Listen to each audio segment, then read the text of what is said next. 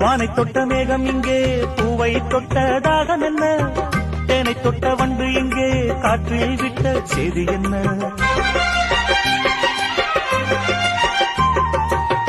தங்கமலைச்சாரல் என்ற ஊரோ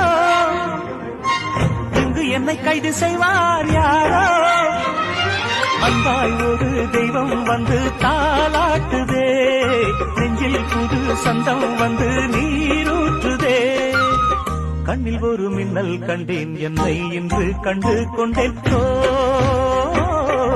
பொன்மாங்குயில் சிங்காரமாய் பொன்மாங்குயில் சிங்காரமாய் பண்பாடுதே சங்கீதக்காரன் எந்த காதல் பாதையில்